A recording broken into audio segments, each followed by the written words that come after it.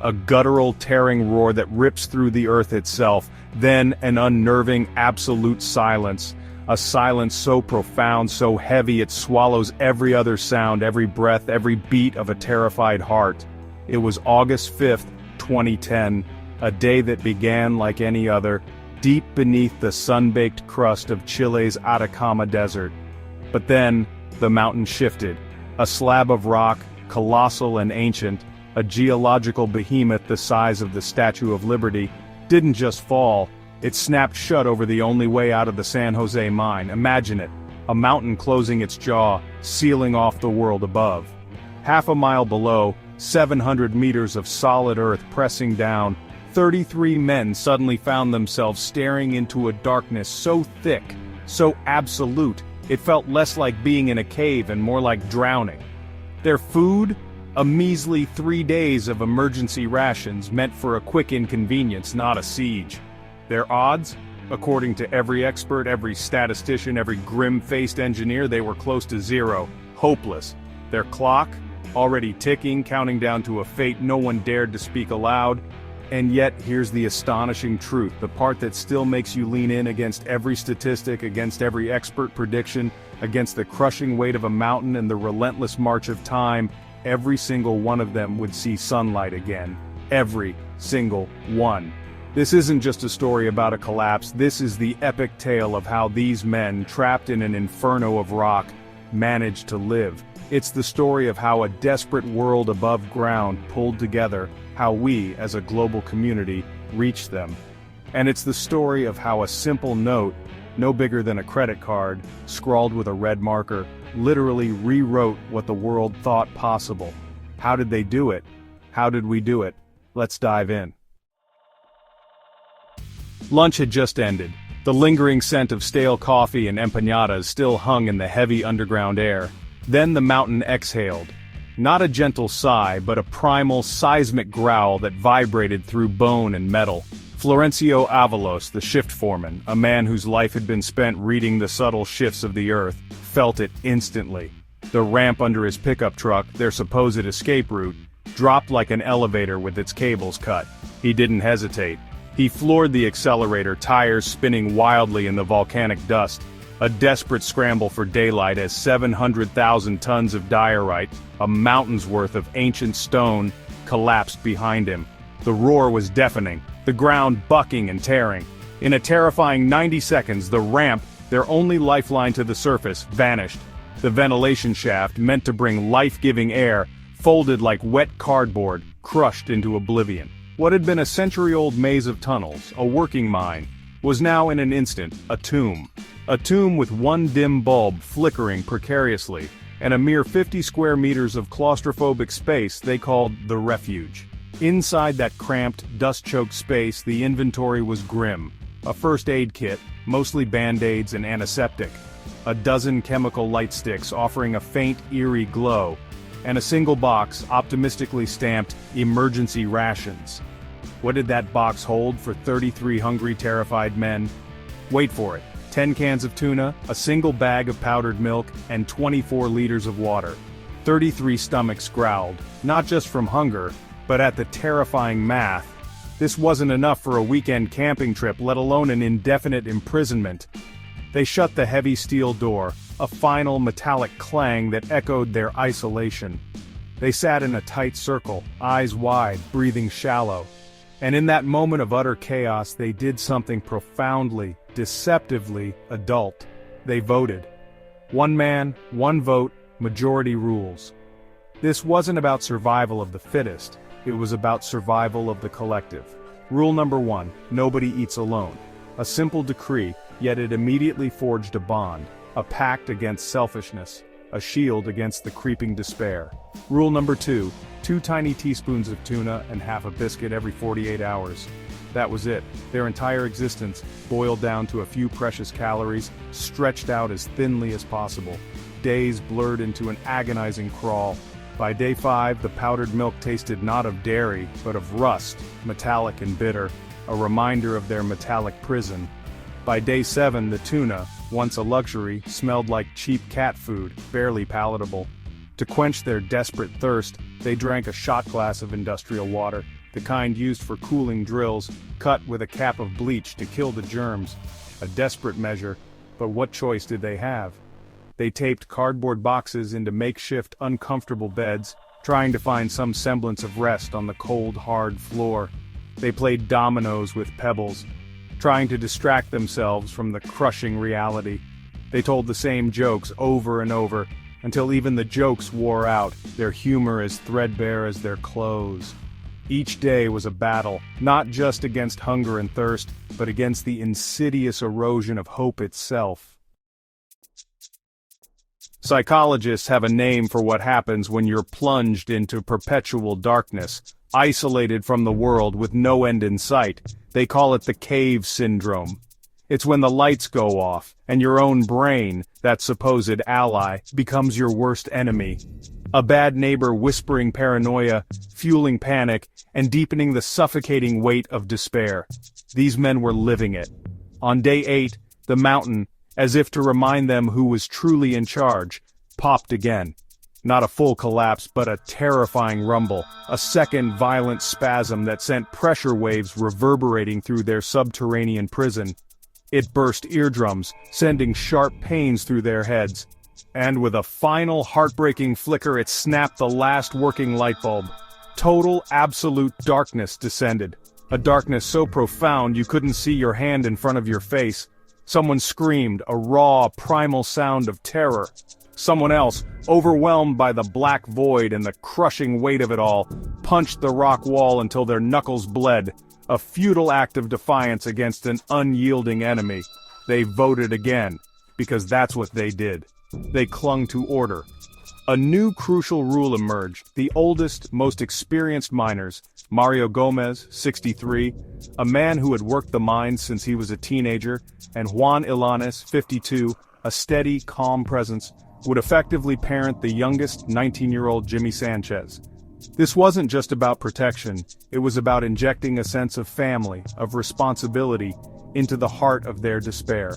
They rationed silence, believe it or not, the same way they rationed tuna 8 hours of quiet per shift, a mandatory period for brains to cool, to process, to simply be without the constant, draining chatter of fear. They carved a calendar into the wall, a crude, desperate tally, one slash for every sunrise they couldn't see, every day that passed without rescue. When those slashes hit 17, the physical toll was stark, undeniable. Ribs showed through thin shirts, belts wrapped twice around waists that had shrunk dramatically. On average, each man had lost 18 pounds, their bodies consuming themselves to survive. But even in this desolate refuge, there was one unexpected gift. A single, battered screwdriver. A simple tool, yet in their hands it became a symbol of defiance. With it they hacked, scraped, and chipped at the unforgiving rock, day after agonizing day, until the blade wore down to a nub. Their improbable goal? To open a finger-wide crack, a tiny fissure that hissed air, fresh air, from the unexplored tunnels beyond. And it worked. Slowly, miraculously, the oxygen levels in their suffocating pocket crept up from a dangerous 18% to a breathable 21%. Breathing, quite literally, became easier. It was a tiny victory, but in that dark, silent world, it was everything. It was a sign that even the smallest effort could make a difference, a whisper of hope in the suffocating silence. Up top, above their living tomb, the Atacama Desert looked like Mars had a particularly bad day. The sun beat down mercilessly on a landscape of ochre dust and jagged rock. But this wasn't just a desolate desert anymore. It was a hive of frantic, desperate activity. Helicopters thumped overhead, their blades churning the already dusty air. Drills coughed and roared, their metallic screams echoing across the vast emptiness. And everywhere relatives, hundreds of them, had pitched plastic tents on the wind-blasted plateau they christened Camp Hope. It was a chaotic, heartbreaking yet fiercely determined community, born of shared anguish and an unshakable belief.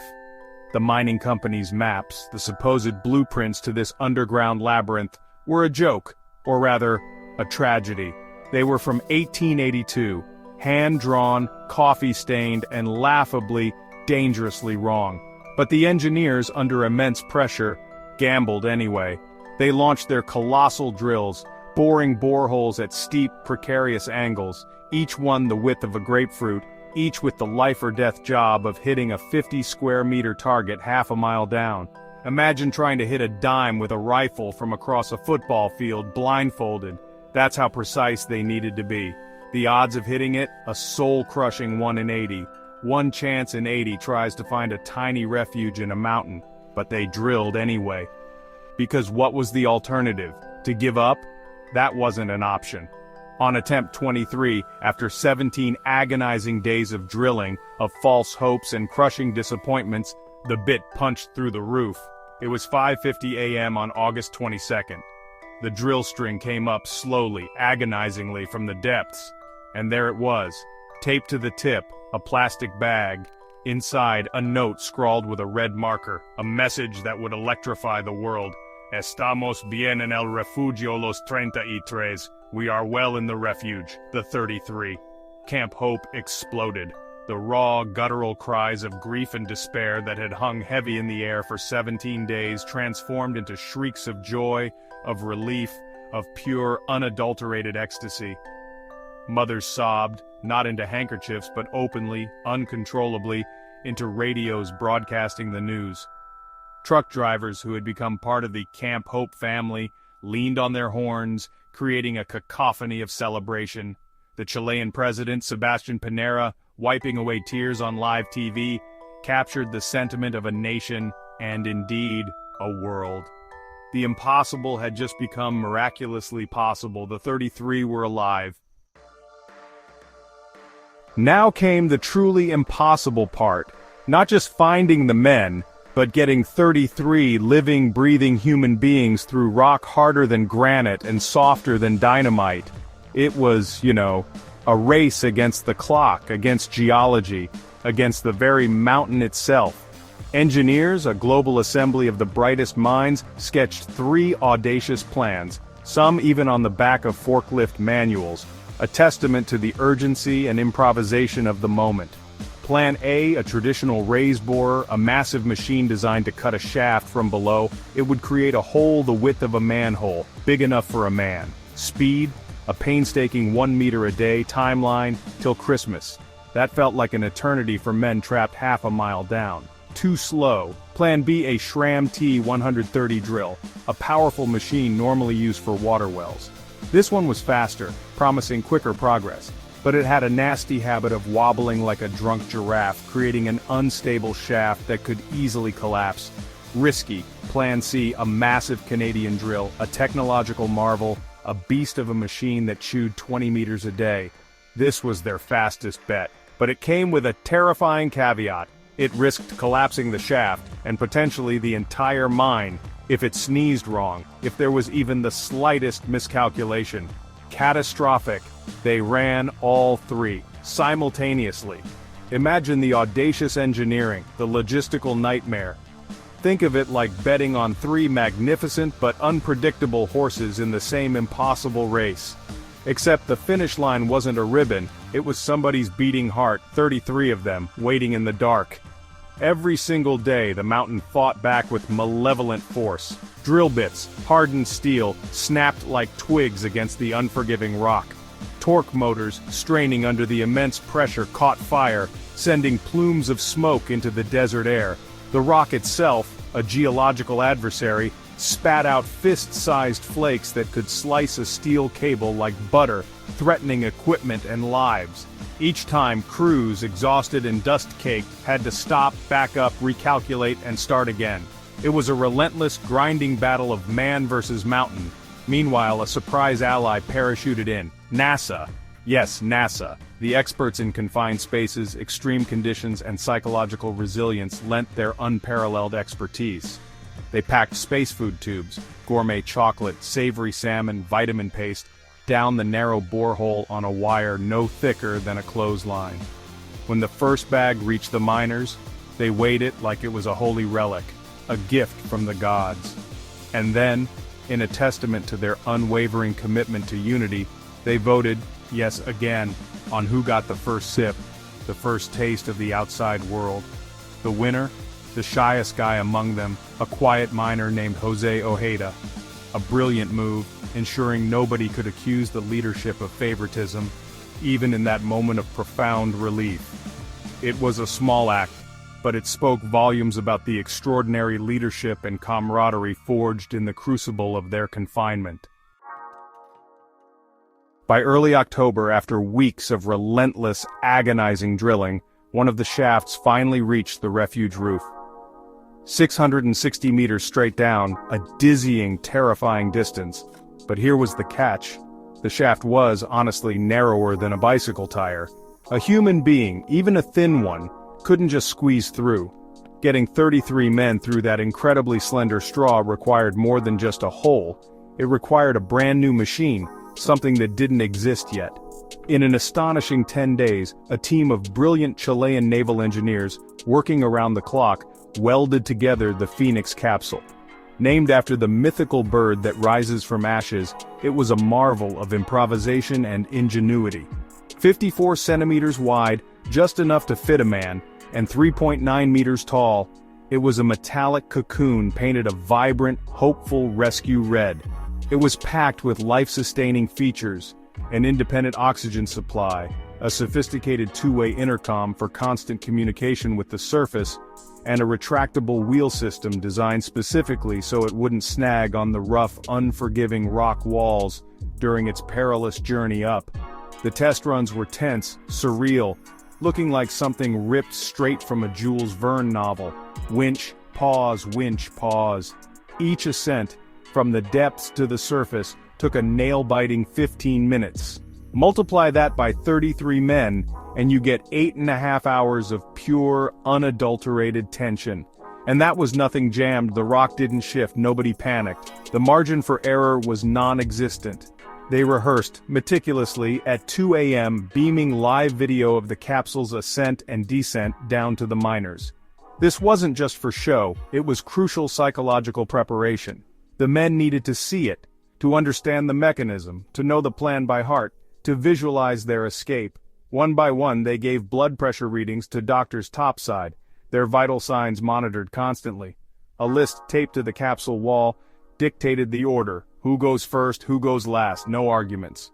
This was a military operation, precise and unforgiving, and everyone had their role. October 12th, 11:18 p.m. The entire world held its breath. Billions watched, glued to their screens. Florencio Avalos, the foreman who had floorboarded his truck in a desperate dash on day one, was the first.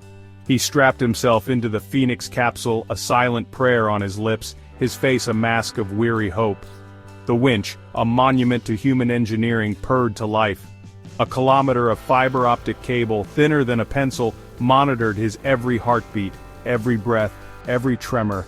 The ascent was agonizingly slow, a 14-minute eternity. At 11:31 p.m., the Fénix Capsule breached the surface, emerging from the dark maw of the earth. Avalos, his eyes blinking against the blinding floodlights, stepped out into air he hadn't tasted in 69 days. His 6-year-old son, Bastian, a whirlwind of pure joy, tackled him so hard the boy's hard hat flew off. It was a moment of raw, unbridled emotion that echoed across the globe. The world exhaled, a collective, profound sigh of relief. Then they repeated it, 32 more times. Each trip refined the choreography, a ballet of precision and care. A paramedic would descend, a capsule would reach the bottom, a miner would board, the capsule would rise, and then, slowly, triumphantly, another miner would emerge into the blinding light and flashing cameras, into the arms of their waiting families. Each rescue was a miracle, a testament to endurance. The last man up was Luis Urzua, the shift manager, the man who, with a heavy heart, had closed the mine door on day one, sealing them all inside. He had stayed, ensuring every last one of his men was safe, before considering his own escape. At 21:55 p.m. on October 13th, after 69 days, 9 hours and 22 minutes of underground hell, he climbed out of the Fénix Capsule.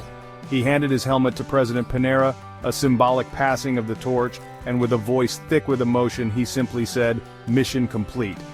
And it was. The impossible had been achieved. If stories like this, real-life impossible wins that remind you what humanity is truly capable of, are your thing, then don't wait. Smash that subscribe button and ring the bell. More edge-of-your-seat rescues, more tales of incredible human resilience drop every single week. And trust me, you'll want front-row seats when the next miracle happens. Within hours of their incredible rescue, the miners became more than just survivors. They became global symbols, symbols of hope, of resilience, of the unbreakable human spirit. There were book deals, whirlwind talk show tours across continents, even a surreal visit to Old Trafford where Manchester United, one of the world's biggest football clubs, let them kick a ceremonial ball on the hallowed turf. They were heroes, celebrated and adored. But the cameras, as they always do, eventually left. The blinding lights dimmed. And that's when the real, insidious aftermath began. PTSD, post-traumatic stress disorder, moved in, a silent, unwelcome guest. Some men found they couldn't even sleep near underground subway stops, the rumble and the enclosed space triggering terrifying flashbacks. Others flinched violently at the innocent sound of popcorn popping, the sudden bursts echoing the terrifying rock falls. The transition from global celebrity to quiet, often traumatized civilian was a brutal one, yet they found a way to heal, to remember. Every August 5th, the anniversary of the collapse, they meet, not to mourn, but to toast. With 2 teaspoons of tuna, a ritual reminder of their impossible survival, of the meager rations that kept them alive. It's a powerful, poignant ritual. A yearly testament that scarcity, in its brutal honesty, can teach gratitude better than abundance ever did. It's a lesson they, and perhaps all of us, can take to heart. The San José mine itself? It's now a sun-baked monument, chained shut, its entrance a gaping, silent wound in the earth. No company has dared to reopen it. The ghosts of that collapse and the immense liability linger. Lawsuits crawl through courts like the drills once crawled through rock, a slow, arduous process for justice and compensation. And the Fénix Capsule? It sits, proudly in the Chilean Navy Yard, scuffed and bearing the marks of its incredible journey but intact. A bright red metallic reminder that when engineers, politicians and ordinary people, from the desert floor to the halls of NASA, bet on the same horse, when they unite with ingenuity and unwavering hope, that horse sometimes, against all odds, truly wins. So, what profound lessons do we take from a hole in the desert? From 33 men trapped half a mile down, in a tomb of rock, we learn that 33 votes cast in desperate darkness can outrank the crushing weight of despair. We learn that a note, no bigger than a postcard scrawled with a red marker, can reroute the world's attention, galvanize global action, and ignite a wildfire of hope. We learn that when time and rock and hunger scream impossible, humans, messy, stubborn, brilliant, and fiercely interconnected, can still answer, with a defiant roar, "Watch us." The mountain tried to swallow them whole, to claim them as its own. Instead, it coughed up something far more powerful, a story. A story the rest of us will tell, again and again, whenever the odds look too long, whenever the tunnel ahead seems too dark, whenever we need a reminder that even in the deepest despair, the human spirit, with a little ingenuity and a lot of heart, can always find a way to reach the light.